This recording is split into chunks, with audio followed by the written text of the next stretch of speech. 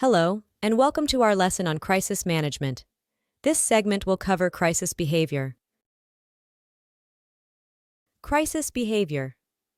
During a crisis, managers must control people's patterns of communication because the patterns determine the information flow within an organization and the level of uncertainty, misunderstanding, and ultimately, conflict that arises. This behavior is a consequence of two forces: people's difficulties coping with the pressures and stresses of a crisis, and their difficulties coping with the significant levels of change induced by a crisis. Psychological pressure and stress. Crises are potentially serious events that require inventive solutions under extreme pressures. People affected by it feel a certain degree of tension and anxiety, conditions that induce both positive and negative behavior.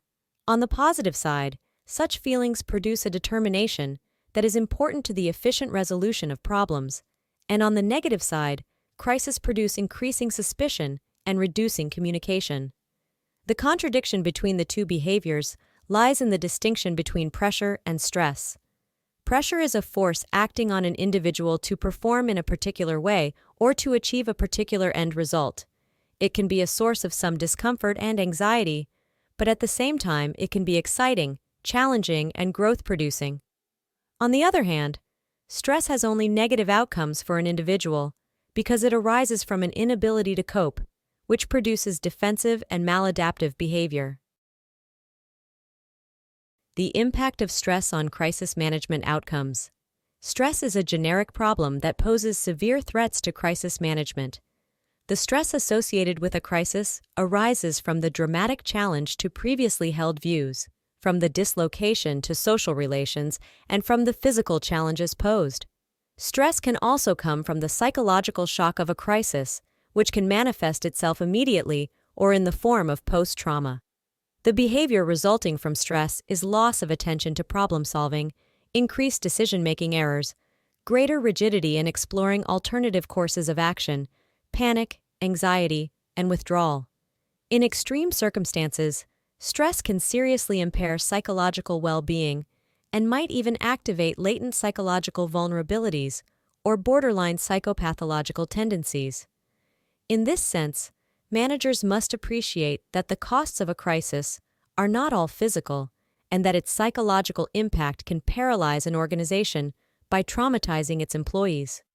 To alleviate potentially problematic behavior, it is critical that sufficient consideration is given to the personalities and capabilities of people and that adequate support is provided for them. This process is a continuous one that extends beyond the solution of a crisis because the effects of stress are often delayed in their impact and the location of stress points is constantly changing. Coping with change. Crises induce a significant amount of social, monetary, and physical change that most people find unsettling because it represents an abandonment of past efforts and a threat to the status quo.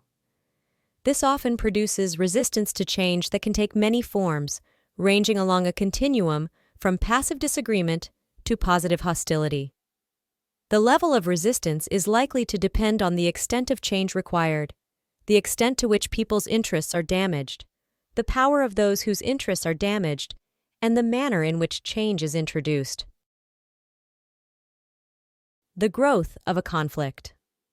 While resistance may be the natural response to change, the conflicts of interest that exist within most organizations complicate people's behaviors. Changes that are a threat to one party are an opportunity to another. Managers have to empower the potential allies to champion the changes that need to be implemented.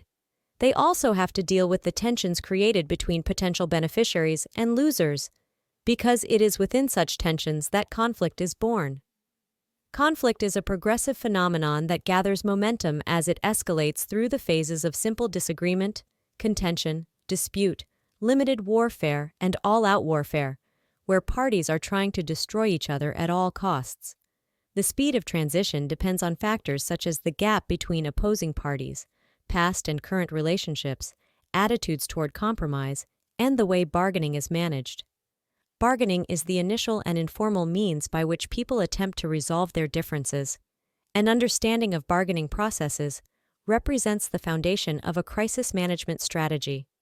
A good command of the bargaining process reduces the possibility of escalation and the associated movement toward more formal, costly, public, and time-consuming methods of resolution, such as arbitration and litigation. The bargaining process. The term bargaining implies a difference in interests, objectives, and expectations, and is concerned with reaching accommodations between them. More precisely, bargaining is a process whereby parties negotiate over the distribution of scarce resources, money, status, or power. In essence, the process involves a struggle between adversaries who attempt to move, step by step, toward an agreement over resource redistributions that is in their own favor. Bargaining tactics. The bargaining process is the tactics or moves negotiators use to influence each other. The beliefs that are important in a bargaining setting are those relating to an opponent's objectives, to dispute dynamics, and to the optimal mixture of coercion, accommodation, and persuasion in a bargaining strategy. Tactical miscalculations and accidental escalations. During bargaining, negotiators make tactical choices guided by various beliefs. Under the pressures of a crisis, negotiators are often forced to make decisions with incomplete information, and consequently, there is a chance of tactical miscalculations that can precipitate an unintentional escalation of a dispute. The likelihood of tactical miscalculations becomes an increasing danger as a dispute escalates, which means that they tend to gather momentum once initiated. This is because people's perceptions of each other become less rational and more guided by emotions. In addition to the problem of irrationality, which can fuel a dispute, there is the problem of increasing inflexibility. This occurs as people become progressively embedded in their own position, as increasing investments of resources reduce their willingness to compromise. The traditional view of conflict in project management is a disruptive force that should be avoided and eliminated at all costs. A well-managed conflict can force a more thorough investigation of a wider range of crisis solutions and can act as a useful release valve for accumulating tensions that would otherwise remain concealed. In this sense, the potential for conflict during a crisis can be seen as a positive force. Phases of behavior during a crisis. Based on the people's attitudes and the management strategies during crisis, we can identify different phases of behavior.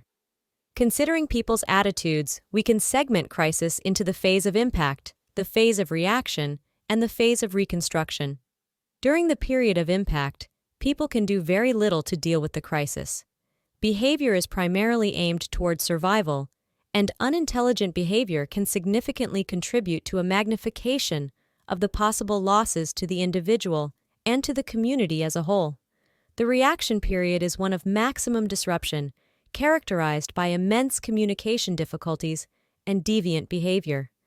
It is a phase of damage assessment, high anxiety, and confusion in which people behave irrationally and inappropriately. The period of reconstruction is the beginning of the return to normality where the damage done is put right. Considering the management's attitude, we can note how the crisis unfolds at different stages. In the initial stage, crises have a disorienting effect that induces a sense of panic, disorganization, and chaos.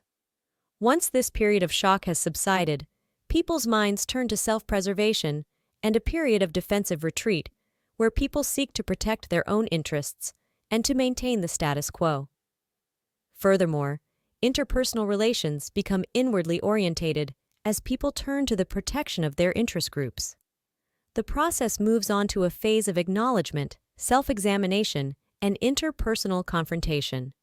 During this stage, psychological stress and tension are high, and there is the danger of communications degenerating into accusation and blame that can rapidly lead the organization back into the defensive retreat phase.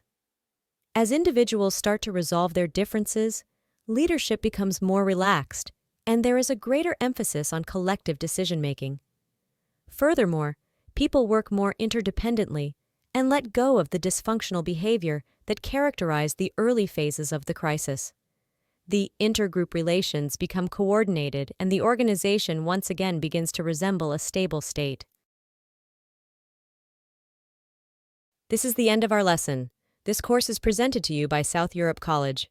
Thank you for listening and see you in our next lesson.